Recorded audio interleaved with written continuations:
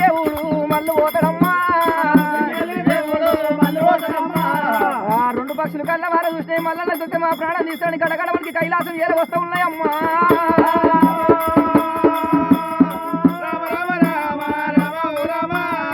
కైలాసం ఏర వచ్చినప్పుడు శంకరుడు కళ్ళ వారు చూసిండాట పక్షులు తీసి పెట్టిండు చూపెట్టి కింద దాచిపెట్టిండు అంతలంత లోపల రారాజు మల్ల కైలాసం ఏర వచ్చిన మల్లయ్యా శంకరుడా వంగిపోయి వందనం అన్నాడు దాయిపోయి దండాలు పెట్టిన నాయన సంగమయ్య నీ దగ్గర రెండు పక్షులు వచ్చినాయి ఆ పక్షులు బట్టి నాయన సంగమయ్య అన్నాడు ప్రాణం తీస్తున్న నాయన శంకరుడు కళ్ళవార చూసిండు కొడుక మల్లన్న పక్షులు ఏమన్నాయిరా పక్షుల ప్రాణం ఎందుకు తీస్తావు మల్లయ్యా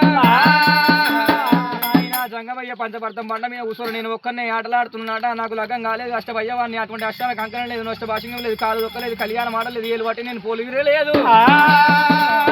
నేను పెత్తన ఏ రాట ముగ్గులో కూర్చొని ముచ్చట పెట్టరాదు 10 మంది కూర్చొని పంచాయతీ చెప్పరాదు నలుగుట్లో కూర్చొని నవరాట ఆయన సంగమయ్య కొడుక మల్లన్నో పక్షులన్న మాటలకు భేదమేమీ లేదు మల్లయ్యో భేదమేమీ లేదు రాజు మల్లన్న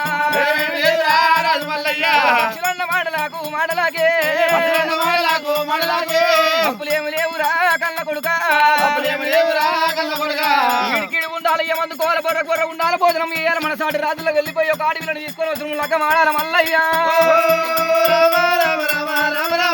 పక్షులన్న మాటలకు రాజు మల్లన్న